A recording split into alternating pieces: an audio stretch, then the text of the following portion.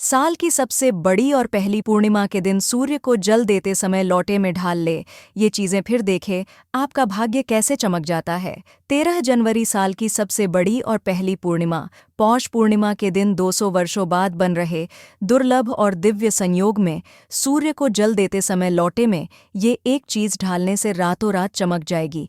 आपकी किस्मत दूर होंगे, आपके सभी दोष मिलेगी, पितृदोषों से मुक्ति और मिलेगी। अपार सफलता आखिर कौन सी है वह चीज जो इस पूर्णिमा पर सूर्य को जल देते समय लोटे में ढालनी है, वो भी बिना किसी को बताए चुपचाप सब कुछ आपको विस्तार से बताएंगे। इसलिए इस मौके को हाथ से न जाने दे, क्योंकि दोस्तों ऐसा मौका 200 वर्षों में एक बार आता है और ये मौका इस बार साल की पहली पूर्णिमा पौष पूर्णिमा के दिन आया है। हरे कृष्णा मित्रों, ऐसी मान्यता है कि पूर्णिमा का व्रत रखने से व्यक्ति के जीवन में खुशहाली आती है और इस मास में पड़ने वाली पूर्णिमा मनोकामना पूर्तिदायक संतान सुख प्रदायिनी है। वही पूर्णिमा के दिन जगत के पालनहार श्री हरि विष्णु की पूजा की जाती है। हर साल पौष माह में आने वाली पूर्णिमा तिथि बहुत ही खास मानी जा रही है।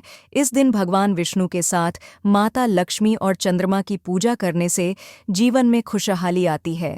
धार्मिक मान्यता के अनुसार इस तिथि पर किए गए दान पुण्य शुभ कार्यों का फल किसी भी अन्य पूर्णिमा की तुलना में 32 गुना ज्यादा मिलता है और इस बार सोमवार का दिन आप सभी के लिए काफी उपयोगी साबित होने वाला है, क्योंकि इस बार मात्र एक छोटे से उपाय से आप अपनी सभी समस्या को अंत कर सकते हैं। और कैसे, तो आज हम आपको इस वीडियो में बताने वाले हैं दोस्तों। इस पौष पूर्णिमा सोमवार हम सूर्य देव को जल देते समय कुछ विशेष बातों का ध्यान रखें तो हमारे जीवन की बहुत सारी समस्याओं से स्वतः ही हमें छुटकारा मिल जाता है। दोस्तों, सूर्य देव को जल अर्पित करना बहुत आवश्यक है। मतलब जब हम प्रातः काल उठते हैं, सबसे पहले सूर्य देव के दर्शन करने चाहिए। आप बिना स्नान किए भी मात्र सूर्य देव का दर्शन करें।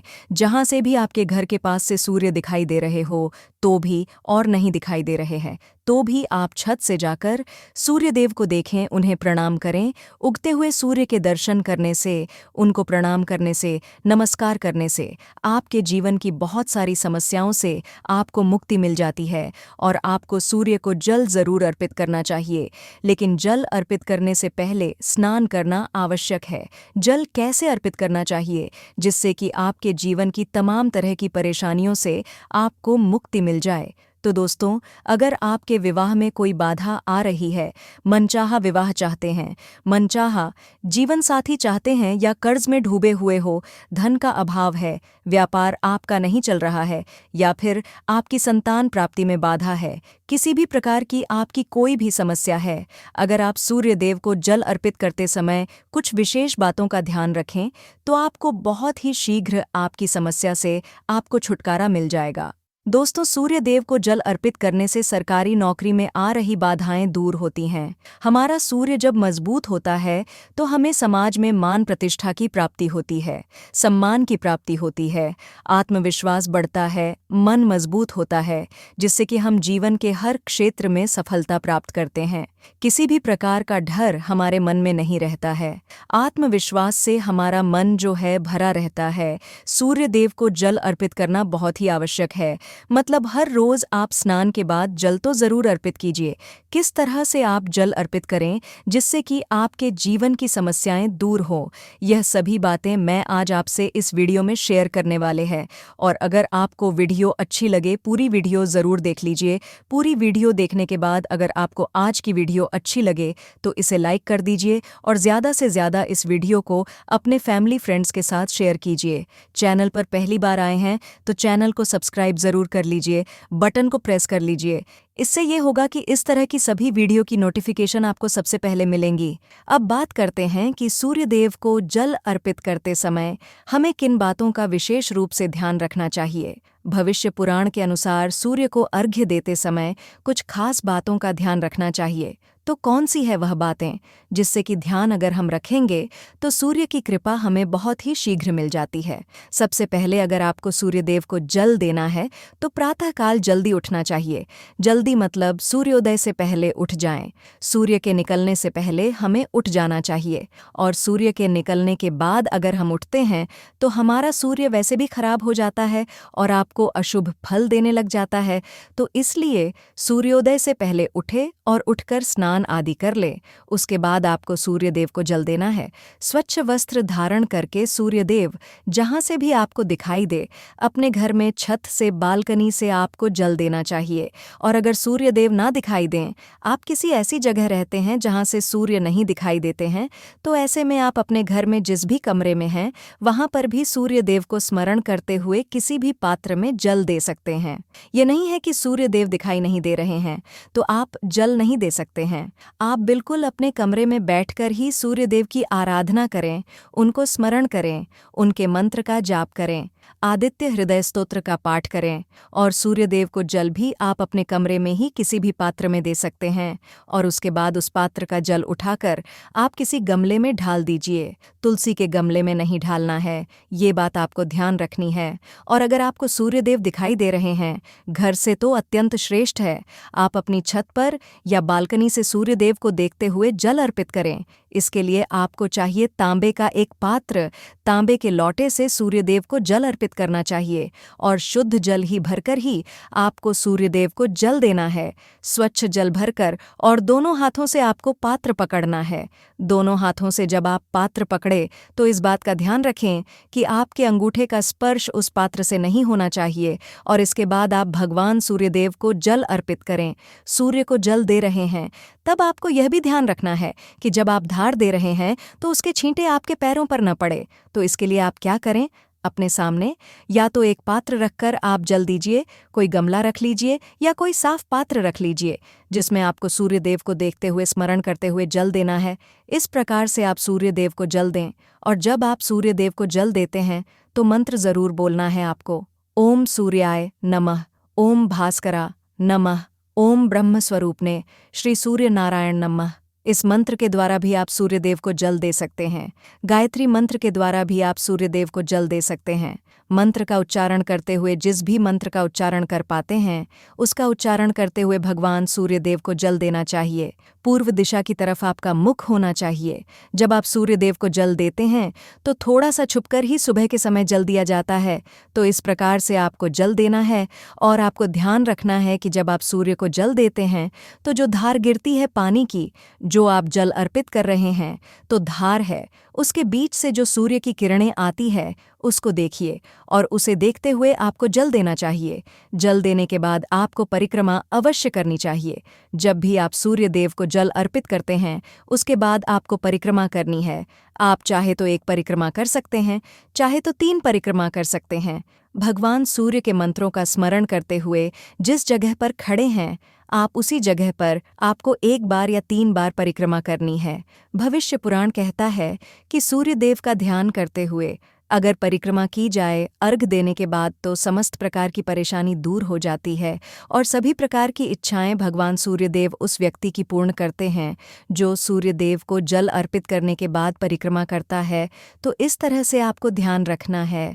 जल देते समय बहुत ही सावधानी से आपको सूर्यदेव को जल देना चाहिए और आपको ध्यान रखना है कि आप सुबह सूर्योदय से पहले उठ जाएं और स्नान करने के बाद उगते हुए सूर्य को जल दें तो बहुत श्रेष्ठ रहेगा। और जब आप जल चढ़ा रहे हो पैरों में जूते चप्पल नहीं होने चाहिए, लेकिन आप चाहे तो अपने पैरों के नीचे एक आसान रख सकते हैं जिससे कि आपका सीधा स्पर्श, सीधा संपर्क धरती से ना हो।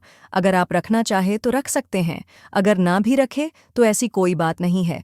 लेकिन अगर आपके पैरों के नीचे आसन होगा तो ज़्यादा अच्छा होगा। लेकिन आप नंगे पैर हैं, चप्पल या जूते नहीं पहने हैं, चप्पल जूते पहनकर जल नहीं देना है।